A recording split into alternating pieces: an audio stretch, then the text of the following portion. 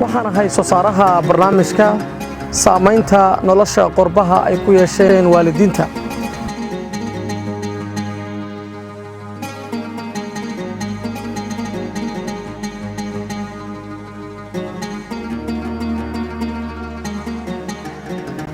qabuuraha la saynsaabay saacad waliba mayd yaallo sokeeyahan jeclaa iyo naxashkii la sii saaray caadi iyo salaan weeye qabuuraha la saynsaabay saacad waliba mayd yaallo sokeeyahan jeclaa iyo Soomaali laga buuxshay si dhaba markaan eego sifaha nolosha qurbuhu silac iyo rafaad weeye Soomaaliya dhammaanteenba su'aal diiran weeyaan Soomaalinimo aawe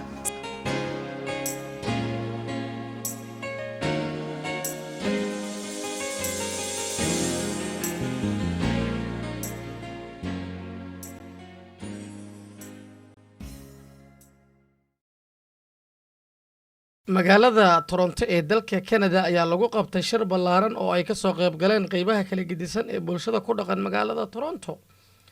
Shirkan waxaa lagu qabtay iskuulka Kipling Colgate Institute ee ku yaala galbeedka magaalada Toronto. Shirkan ballaaran oo ay ka soo qayb galeen in ku dhow 1,000 qofood oo ka kala yimid Toronto iyo nawaaxigeeda oo ay soo abaabuleen guddi ka kooban aqoon-yahano, culimo u diin, waalidiin iyo dhalinyaro ka tirsan jaaliyadda Soomaaliyeed ee magaalada Toronto. Guddigaas oo la magac baxay Somali Canadian Forum. Shirkan oo loo soo agaasimay si hufnaan sare ah waxaa dadkii ka soo qayb galay ay u riyaaqeen habsamo u socodka shirka wuxuuna ahaa shir wax ku oola waana shirkii ugu horreeyay ee Soomaali intaan la ay ka soo qayb galaan waxaana looga arrinsanayay sidii loo joojin lahaa dhibaatada sanadihii ugu dambeeyay ku habsatay carruurta Soomaalida ee degan dalkan Canada. Shirkan ayaa noqonaya mid faa'iido gaar ah u leh bulshada Soomaaliyeed kadib markii ay ka soo qayb galeen siyaasiyiinta kala duwan iyo xisbiyada mucaaradka ee ka jira waddankan Canada. Telefishinka caalamiga Universal ayaa asiga muddo sanad ku dhow si gaar ah diiradda u saaray in ay bulshada Soomaaliyeed degan waddankan ay ka dhiibtaan fikradahooda ku aadan sidii loo joojin lahaa laynta carruurta Soomaalida degan dalkan Canada. Waxaana loo sameeyay barnaamij gaar ah oo la magac baxay saamaynta nolosha qurbaha. Waa markii ugu horreysay ee Soomaalida degan dalkan Canada ay codkooda ku gargortamaan waxaana stage-ka soo fuulay wiil iyo gabar dhalinyaro ah si loo fiiriyo halka Soomaalida meesha uu ku jiro. haddaba nala daawada khudbadihii kala duwanaa ee siyaasiyiintaasi meesha ka jeediyeen waxaana hadaladoodii ka mid ahaa. So I want the mayor of Toronto to actually deal with these asks we're making, some of the topics we've discussed, and let's welcome our mayor. Much and good afternoon, ladies and gentlemen. And I want to begin by just saying thank you and to say that I think this meeting, the very fact that it's happening and who we have here should provide us all with a great sense of hope. And the thank yous are to say that I think I would say thank you to, in particular, the parents that are here, the moms and the dads who are here expressing the kind of concern that you would expect with respect to what's happening to families in this part of town. I think that the greatest fear any of us have who are parents or grandparents or just part of families is that young people are going to be taken before their time. It's out of the natural order of things that should happen, whether it's by illness or by a terrible accident like we heard about out west today, or in particular by something as preventable as acts of gun violence. And I think that the first thing we have to do, and it's been mentioned over and over again in the course of the presentations we just heard, is to form strong community-based partnerships. And by partnerships, it means everybody is here, everybody is involved, and I'll address some of the specifics in terms of some structures that can be put in place to make sure those partnerships exist. But I think it's a good start to have here today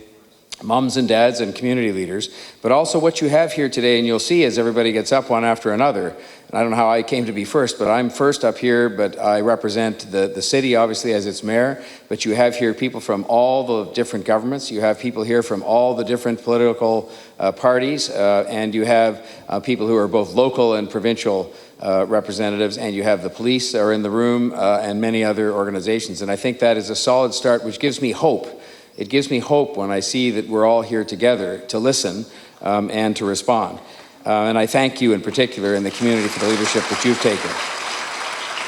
In my own case, I've had now 3 specific meetings with members of this community to discuss these matters. And what I'd hope to do today is not only respond to what's been said in these presentations, the themes are very similar to what's been said in those meetings, but to respond to the points that have been made in those meetings previously, because I think that we are on the path to beginning to put in place the kinds of things that you believe are right and that we believe are right in order to address this problem of gun violence and other kinds of unacceptable activities that are really causing a great deal of grief in this community. And I'll deal with these in the order that they were presented to me at the different meetings that I've had, and they've been mentioned today. First of all, with respect to the police and the Somali community, and representatives of the Toronto Police Service are here today. Our police obviously have a difficult job to do across the community, and they do the job very well. But oftentimes, special circumstances require special or specialized answers. And I will just tell you that after the first of the larger meetings that I attended with this community, I went back and spoke directly to the Chief and to Deputy Chief Peter Ewan, and they have specifically agreed, and I think you know this is actually being carried out now because there have been meetings as recently as April the 5th with leadership of this community. They've specifically agreed to reestablish. We're doing pretty well. I think what the mayor had just said, he's agreed to set up a high level of representatives that will deal with this issue. And I think that was one of our immediate asks, and he did confirm that for us. So thank you very much. So I think we are in a pretty good role. Next, I would like to invite on stage Minister of Children and Youth and Services, representing the Premier of Ontario, Michael Couteau. Peace be on to each and every one of you here. I'm here tonight, and joining me to my right is Yvonne Baker. He's a member of Provincial Parliament here in Etobicoke Centre. In Etobicoke North, we have Shafiq Qadri, and he's joining me as well. I just wanted to start by just reflecting on a couple of the comments that were made earlier by, I believe it was Miss Mohammed who was speaking earlier. You know, she brought up David Miller, and you know, I've been elected now for 15 years as a school board trustee, but also as an MPP. And I just wanted to take a moment to just recognize what David Miller did back in 2003 by setting up the priority neighborhoods and looking to really focus on investing in those communities like Flemington Park, where I'm from,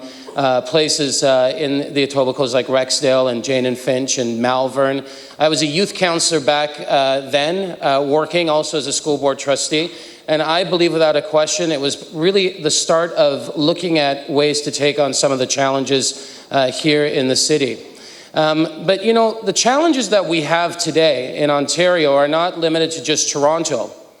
It was interesting, a few months ago I was in Britannia Woods in Ottawa. Does anyone know that community? Has anyone been there before? It's a very interesting community. There's 700 young people that live in that community, and the majority of them are Somali youth. And if you go into the community, and it's a very large community, in Ottawa, you can start to see some of the early indicators of some of the challenges that young people are going through. Challenges that may have been around back in 99, 90, 92, 95 in Toronto. So I know without a question that the piece that's important now is that, you know, not only do we look for ways to build solutions here in Toronto, but we take the experiences in Toronto to make sure that when we talk about gun violence, it doesn't occur in other jurisdictions in Ontario. And it's an important thing that we need to do, but we can't work in isolation. We can't work just with the City of Toronto. We need to work with the other jurisdictions that are included when it comes to making sure at the end of the day we put in place the best type of policy. So back in 2004, 2005, I was a trustee of the Toronto District School Board, and I brought forward with another trustee, Bruce Davis at the time, the first motion to collect race-based data. And the first report came out in about 2006. And the data was very interesting. When it first came out, we learned very early that there were some students that were doing well and others that were not doing well. we worked with mothers from the Somali community back in 2006, 2007. In fact, it was the first time I saw advocacy from mothers in the community at that level, where I think it was about 400 mothers from the Somali community came into the Toronto District School Board at 5050 Yonge Street and said, we've had enough. And I think we need to take a moment to just thank those mothers, because it was my first experience as a decision maker, as a trustee, to work with members from the Somali community directly on that issue around student achievement. And here we are, many years later, and 3 census reports later from the Toronto District School Board, the data that's being collected in other areas like the Toronto Police data and Youth Leaps, Liban's data that's being brought forward. And we know that the problem is getting worse. So as a response as a government, we've put in place, I believe, some of the most important pieces to tackle this issue. Right now, we will have our next speaker, the leader of the PC party, Doug Ford. My friends, I've lived in this community my whole life, 53 years. I've dealt with the Somali community outside of me traveling every single day. Every single day that I'm here, I run into someone from the Somali community. I listen to their concerns. We try to help every which way we can. And I can tell you as Premier, my door will be open. My door will always be open. My house will always be open to come in and discuss any single issue there is. Now to address some of the issues, I am 100% behind having a 3-level government task force we need to put together. As Premier, I look forward to working with the Mayor. I look forward to working with the representative of the federal government, making sure that we resolve this problem. My friends, when I hear about, there's very little action. And I'm not here to politicize, be it the city or the provincial government or the federal, and it's not about being a PC, Liberal or NDP.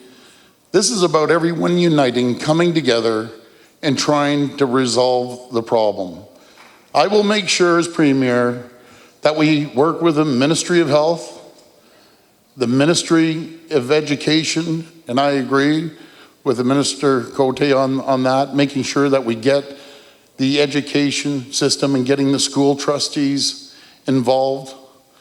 We have to work with the Justice Department as well to get them engaged.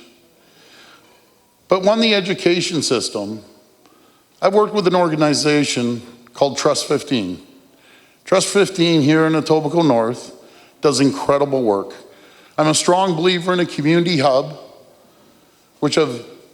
helped a group from the Somali community get a community hub to make sure that after school programs and we engage the young people, it's absolutely critical. Getting mothers and fathers involved, get mothers in actually working in these community hubs, working with the children, because I'm a strong believer is you have to start when the kids are young.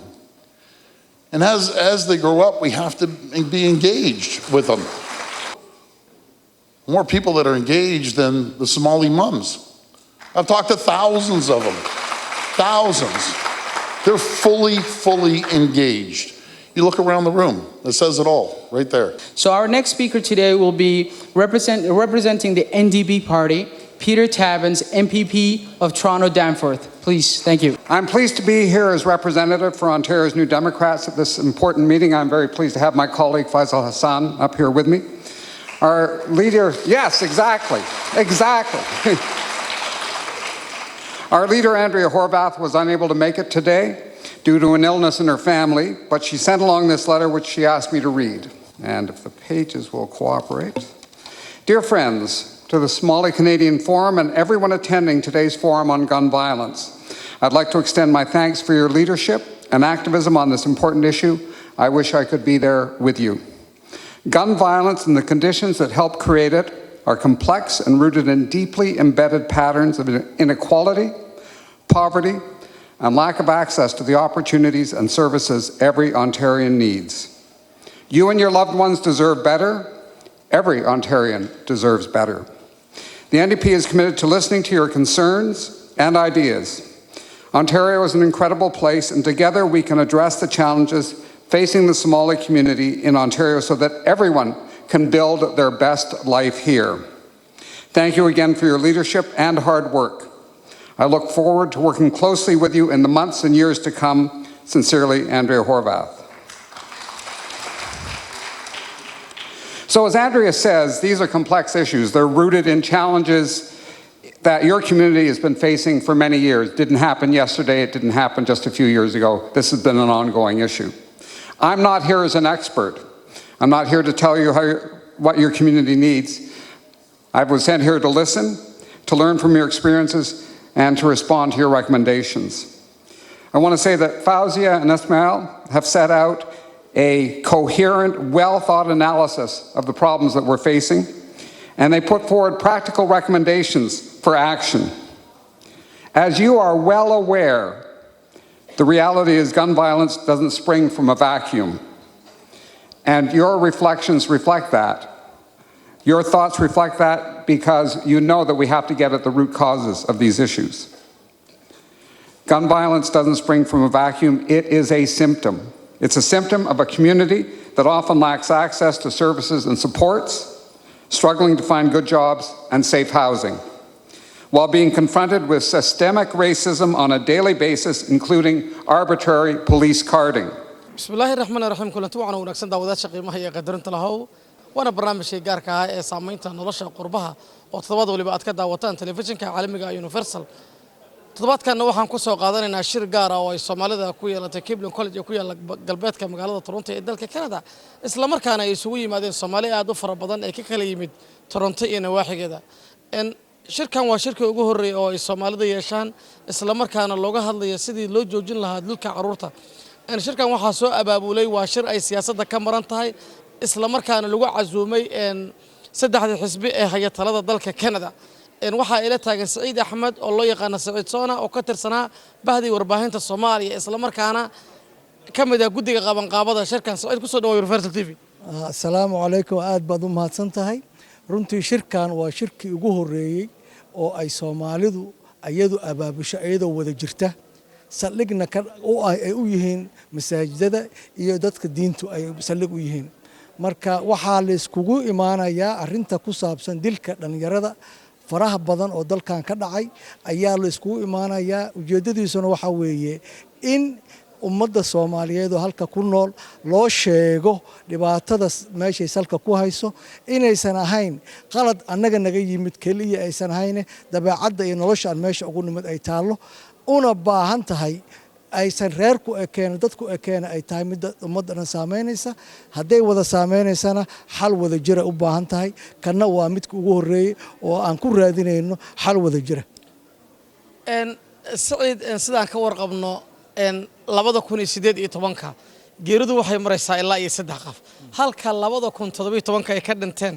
in ka badan kontomiye dhalinyaro ay lagu dilay magaalada Edmonton ee gobolka Alberta iyo magaalada Toronto ee dalka Canada maxay tahay in saacadan inay masaajidada gacaan guddiga masaajidada waxa weeye runtii wax walba mar bay bilowdaan waxa weeye Soomaaliya waxa dadkeena aad u taabtay dhibaatada dhalinyaradeena ku dhacaysa inay sii kororto maaha inay sii yaraanayeen waxa dhibaato nagu haya oo kale in dawladdu ay u aragto annaga dib naga timid ay tahay oo taasoo ku salaysan in annagu aan dawladda aan la shaqeynin marka shirkan waxa weeye ummadda Soomaaliya aan ugu sheegno mas'uuliyaddu waa labo mid annaga iskale ilmaheena saan u rabaaydeynayno barbaarinta aan ilmaheena rabno midna dawladdan ka rabnaa dawladda waxaan ka rabnaa dadka ilmaha qofkii dila annaga waa qof criminal qofkaas in la qabto si loo badbaadiyo kuwa kale isla markaasna ummadeenana u sheegno waajibaadka dhinaceena inaan fulino lana shaqeynayno dawladda in Saciid soo uma aragtid in Soomaalida ay farta ku godan tahay ilmo aad u fara badan oo la dilay halkan qaarna laga dhoofiyo la geeyo Soomaaliya sidoo kale booliiska wuxuu ka cabanaya wada shaqayn la'aanta in ku dhex jirta Soomaalida dhexdeeda arrintaas sida wax lanaysan arrintaas waxa weeye horta waxyaabaha annaga ay tahay waxa weeye waxna waa waxa intaana dhibaatadu dhicin waxna waa markay dhacdo intaysan dhibaatadu dhicin annaga waajibaadkana saaran waxa weeye ilmaha haddaan ku aragno inay gaan ka tirsan ama xabado wataan oo annagu aan ognahay inaan wax ka qabanno haddaan ka qaban weynana dowladda la kaashano laakiin ilmihii wax dilaa sida annagu aan maqlayno waa la dhoofiye xaggay jirtaa annagu waxaan hubno maaha dowladda mas'uuladdeeda weeye ayadaa askartii haysa ayadaa dhaqaalihii haysa ayadaa intelligensiga haysa taas dowladda laga rabaa tan annagana ka rabo inaan fulino tan dowladda ku leenahana inaan dowladda weydiisano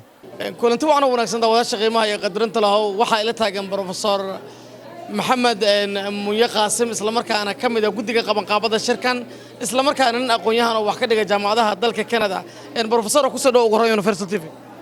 ما حسنت walaalkay Mahad Carabow waxaad iga warantaa bal siyaasiyiintan halkan maanta ku qodbaysa waa markii ugu horeysa shir noocan oo kale ay Soomaalida qabsadaan taas ayaa markii ugu horeysan kugu hambalyeynayna gudiga qaban qaabada maadaama aad ka mid tahay sidee bay suuragal ku tahay maxaa u sameeyeen siyaasiyiintan meeshan ka qodbayay saddexda xisbi ka socda ballanqaadka ay Soomaalida u sameeyeen sidaad ku heli kartaan ballanqaadkaas walaalkay Mahad arrinkan waxay bilaabatay 8 bilood ka hor guddigeena shirar badan ku qabanay magaaladan meelo kala duwan annagoo la tashanayna community-geena iyo dhibaatadaana yani baaritaan cilmi aan ka sameeyna aan la wadaagayno maanta shirkan wuxuu ahaa community-geena ayagoo isku duuban oo midaysan in hal cod ee dawladda ay ka codsadaan in iskaashi uu dhex maro nabad sugidda booliiska ah iyo dawladda hay'adaheeda oo idan annagu waxaa meeshan community isku yimaada inay yiraahdaan haddaan community Soomaalina diyaar aan nahay inaan iskaashigaas idin wadaagno xanuunka ee nagu haysto iyo dhibaatada carruurteena oo muddo hadda ku dhow 15 sano mar walba ku dhimanayo oo masaajideen aan ku aasayno community waxay leeyihiin tan ma qabato saan uma dul qaadan karno sidaan kuma noolaan karno waxaad tireen waxaan sameynaa cilmi baaris sidaad la socoto maxamedow community-ga Soomaalida magaalada Toronto wada shaqayn wanaagsan booliiska lama laha markii qof la dilo mar walba waxa la raadiyaa witness amba intay ka baxday maxaa idinka sidee bay arrintaas aad u dabageli kartaan sidee baad sameyn kartaan waxaad idinka soo baxday inaad sameynaysaan guddi ka madax bannaan booliiska sidee baa loo aasaasaya taas horta meesha waxaa jirta wax sida sheeka aan run ahayn oo annagana laga dhacsiiyay oo booliiskana aaminsan yihiin oo ah in eedan ay leeyihiin waalidiinta Soomaali iyo community-ga Soomaali in carruurtan si ay booliiska u xiraan loo baahan yahay in annaga cadeyn keeno horta shaqada waa shaqada booliiska wax saxana ma aha wax laga codsado community-da kale ma aha in annagana laga codsado sax ma aha taana booliiskan ka dhacsiinayna dawladdan aan u sharaxayna in mas'uuliyadda ay kulligeena wada saarantay community-ga qayb ay leeyihiin booliiska qayb ay leeyihiin dawladdana qayb ay leeyihiin waxaa mushkiladan lagu xallin karaa iyagoo kulli isla wada shaqeeya taasaan tan booliiska waan u sharaxnay wayna qaateen in halka ku jiro in la isla wada shaqeeyo waayahay waxaad keenteen maayarka saddexda xisbiyo waddanka ka jirta bal maxaa kaaga baxa qodbooyinkaas waxaan nooga baxay annaga 4 recommendation ama codsiyo ayaa maanta meesha laga soo jeediyay sida maqashana laga bilaabo meeyarka wuxuu ballan qaaday qaybta isaga aan ka codsanay inuu hirgeliyo uu nala shaqeeyo waxa ku xigtay naagta premierka ninkii ay soo magacawday minister Mike Koto asna ballan qaaday wuxuu yiri waliba inta codsateen iyo ka badan aan sameeynaa NDP-dana way nagu raaceen xisbiga saddexaad marka saddexda xisbi ee gobolka iyo meeyarkaba waxay ballan qaadeen in ay fuliyaan codsiga aan ka codsanay BC-ga ayaa aad u ololeeyo albaabadeenna waa u furan tahay Soomaalida waligeena waxa ahaan jirna dad asxaaba sidii farxad gelinaysa taas annaga wayna farxad gelinaysaa laakiin kulligoodba siyaasiyiinta way sahlantahay inay ballan qaadaan su'aasha waxa waaye in la daba galo marka guddigeen waxa naga go'an in arrintan aanan ka harin inaan daba kacno bilaha soo socda report oo buuxana waa soo saarayna bisha soo socota May 31 kadibna siyaasi walba oo ballanta u qaaday ayaan daba galaynaa waddankan waxaa ka jira boqolaal community oo kala duwan oo midba fikrad gaar ah wata maadaama aad tihiin guddi ka madax bannaan siyaasadda sidee baad isu keeni kartaan wada shaqaynta community-da iyo inaad la shaqaysaan xisbiyada waddanka ka dhisan horta walaalow dadka wax badan kala qaybsi laga hadlaa annaga badi ma aragno community-da howl bay hayaan annaga waxaan bilownay horta inaan isku keenno oo yacni aan la shaqayno masaajidyada kadibna xaafadaha oo dhan walaalaheena kale ama community ha lahaado ama ha noqdo urur kale kulligood waa wada shaqaynaynaa qadiyaddan waa qadiyad xanuun nagu taagan ah community-ga dhanna loo baahan yahay inay ka midaysantahay midnimadaas waa bilowna waana ka shaqaynaynaa waxaa ila taagan maxamed cali aadan oo ah positive change isla markaana in muddo ah ku soo dhex jira hawshan waxaan weydiinayaa khabiirnimadiisa iyo sida looga faa'iideysan karo shirkan maanta halkan ay ku qabteen Soomaalida isla markaana shirkii ugu horeeyay oo Soomaalida soo abaabusho maxamed cali ku soo dhawaad wararka University TV waa mahadsantahay walaal maxamed waxaan rabaa inaan wax ka weydiiyo bal shirkan aad ka soo qayb gashay qaabahan qaabka ku bilowday iyo Soomaalida qaabka u abaabulan tahay sidee baad isdhihi kartaa maanta shirkan mashir horumar laga gaarayba mashir loo baahnaaba muxuu kula muuqdaa okay bal shirkii arrimaha su'aashiisa intaan ka jawaabin waxaan rabaa inaan muujiyo horta annagu haddaan Soomaalinahay oo dibadda aan ku noolnahay dhibaato weyn baan haysato ilmahayagii baa isdilaya iyagii baa isdilaya runtii ama Toronto ha joogo ama Edmonton ha joogo oo isla Canada ah ama London ha ahaato mataqaanaa Mareykanka magaalada Minneapolis iyo meelahaas mushkiladan haysato waxa weeye carruurta iyadu inay isdilayaan sabab oo keentana aysan jirin mujtamacyada kale wax walba waa ku jiraan wax walba dhib kastana waa ay la kulmaan laakiin inta qaataan qoriyo isma laayaan saas daraadeed waxa awal si gooni ah ayaa dhibkaas wax loogu dadaali jiray ururkaani waxaan ka tirsanahay positive change yani ilaa 6 sano ayaan hadda soo wadnay laakiin tani way ka duwan tahay Somali Canadian Forumka magaca la baxay waa qolo ka kooban masaajidiyadii magaalada tan ay lahayd oo ilaa 8 gaarayo iyo waxa ahaa dadkii waxgaradka ahaa aqoon-yahankii kulli oo isku wada yimaadeen maanta halka kan waxaan la isugu keenay waxa weeyaan in anagu niraano problemka kan waa problemkeena waa problem Soomaaliyeed waxa isdilay waa ilmahayaga meel kasta ha joogaan inaan dhalino kacdoonkaas oo uga hortagayno inta yarta ah ilmaha dilayso ama leynayso inaan iska qabanno xukunka yani nidaamka jooga wadanka aan faraha uga saarno si ay aan nabad u helno wadankan aan joognana nabad ugu noolaano marka dadka kan maanta halka isugu yimid boqolaaladan dad oo meesha isugu yimid iyo siyaasiyiintii xisbiyadii iyo kulli waxa isugu keenay waxa weeyaan dawladdii booliskii iyo annagii saa isku kaashan lahayn marka mar walba waxaan leeyahay Soomaalidu gooni baa tiin boolisku waxay leeyihiin idinkana lama shaqeysaan siyaasiyiintii waxay leeyihiin idinka ma taqaana sidaan rabnay wax ma taqaana kaalmadii aan u baahneen waxa waasiinteeda waxa ka soo koow ah inaa idinka hawsha wax ka soo gashaan problemka annagu nahaya ayaga ma hayo annagu waa inaan u istaagnaa annaga aan wax ka qabanaa aan isku daynaa ayagana anagoo kaashanayno maxamed dilka sanadkaas la socoto ma badna waa 3 qofood walow 2017 dad kontabeeye ka badan ay geeriyoodeen Soomaalidu waxaad moodaa inay yihiin kuwa ayaga farta ku gudan tahay isla markaana aan la shaqayn karin booliiska markuu yiraahdo qofkan baa la dilay witness ma haysan in qofkii ka cagajiidayo dhibaato markay dhacdana tusaale ahaan la leeyahay Soomaalida ayda isdilaysa si kul muuqata arintaas horta mid lama diidanin in anagu isdilayno taas waa xaqiiqa laba waxa kale oo xaqiiqa ah wadankan aan ku joogno anagu dad madow baan nahay dad muslim aan nahay dad waxa waay dambiyadii dhaca dawladdu inta u kacdo sida dambiyada dadka cad ee loo xileeyo aan loo xileynin macnaha waxa waa kharash badan ma gelinayaan marka haddii dawladdiina ay fadhido aysan waxba qabanaynin annagina ay dhibkan ilmaha iyagu dhibkan nagu hayaan yaa waay marka inay soo kacaan saas daraadeed go'aanka waxa loo gaaray annagu inaan inta istaagno mushkiladii annagu aan wax ka qabanno waa tahay waxaa la yiri waxaa la xisaabtamayaa booliiska waxa la dhisayaa guddi booliiska la xisaabtama oo haddii qof la dilo asaga dadkaasi dabagalayo dabagal ku sameynaya sidee arrintaas u dhici kartaa waxa aan rabnaa hadda inaan gaarno annagoo la kaashanayna siyaasiyiintu maaha keliya booliska waxaan rabnaa in la sameeyo wasaaradaha qaabilsan dhibka kan dhacayo oo idil in guddi ay sameeyaan guddigaasoo soo wada fadhiisanaya oo xisaabtan uu jiro every month la isweydiinayo maxaa soo zaa'iday maxaa mataqaanaa aan soo zaa'idin waa hubnaa haddaa aan kacno wiilasha wax dilaya kulligood godad bay gelayaan ciddanba wax dilayso waa yaraanayaan marka laakiin haddii yani waa ognahay ilmaha qaarkood mentally maskaxiyan sax ma aha waa maskaxday ka jiran yihiin kuwa qaarkood waxa waaye edab darre iyo kibir baa u geynayo kuwa qaarkood waxa waaye noloshii baa ka hor timid yani kulli marka waa in laisla shaqeeyaa dowladda qeybaheeda kala duwanaa oo yani kii u baahan in la yani maskaxiyan wax la taro brograamyo loo furo lagu kaalmaynayo xaggii daawada kii dhaqaalihiisu uu liito jiha loo yeelo kii iskoolka ku liito aan anagu wax barno siduu iskoolkii mataqaanaa waxbarashadii u wanaajin lahaa hawsha tani waxa waaye qof keliya booliis keliya wax ma ka qaban karo kulligeen inaan isla kaashano su-aasha ugu dambaysa maxaa la ku weydiinaya waxay tahay shirkan ma shir Toronto kaliya ku saabsama mase ilaa Edmonton inaad tagtaan laga yaabaa hadda waxaan ku bilownay magaalada Toronto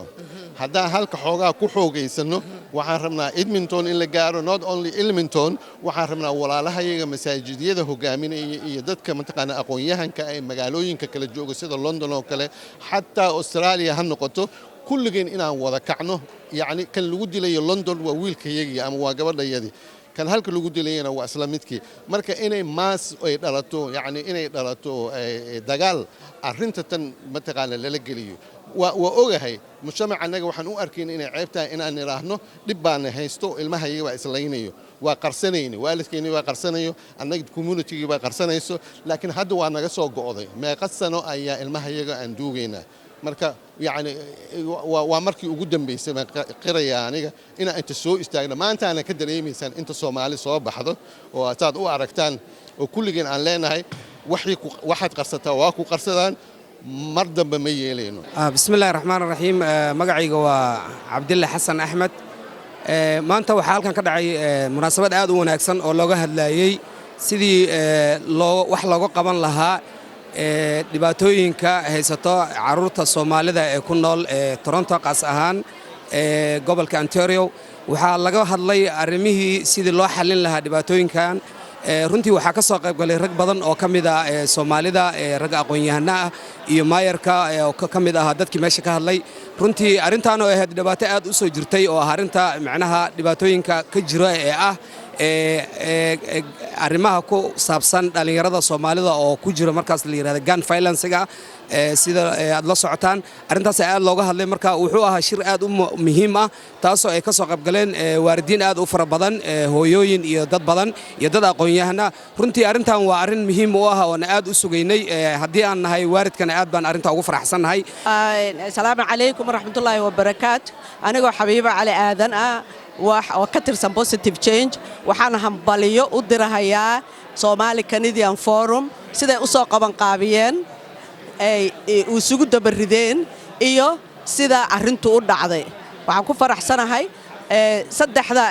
level oo dawladdu inay ka soo qayb galeen ayna ballan qaadeen inay wax qaban doonaan community-gana la tashan doonaan bismillaahir rahmaanir rahiim assalaamu calaykum waraxmatullaahi wabarakaatuh waxaan u hambalyeeynayaa Somali Canadian Forum sida wanaagsan ay u soo hagaajiyeen arrintan Soomaali oo dhan waa isugu timid yar iyo weyn dhalinyaro hooyooyin iyo federaalka intii ka socotay oo dhan waa la isugu yimid su'aashu waxay tahay hooyooyinka Soomaaliyeed way dhib badan baa soo gaaray aynu midowno ilmaha yararka ah ee hadda soo korahay iyo kuwa dhibaataysanba sidii looga saari lahaa arrimahan hore u dhacay iyo kuwa haddaba jeelka iyo ku jira dhibaataysan waxa aan kaloo soo jeedin lahaa haddii ay suurtagal tahay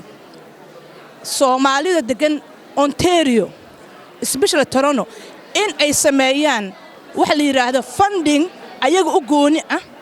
oo bishiiba iska qaadi karaan $5 $10 hooyo kasta lacagtaasna ay u dhigtaan lawyer adag oo ilmaha ma taqaanaa wax u qaban kara u dooda suggestion-kayga waa taas aan ku kordhin lahaa annaga gooni noo ah waa markii ugu horeysay Soomaalida soo degtay dalka Canada ay codkooda ku gortamaan isla markaana dareemi karaan in codkooda wax lagu dooran karo waxna ay ku soo saari karaan Mahad Carabow Cali telefishinka Universal magaalada Toronto ee dalka Canada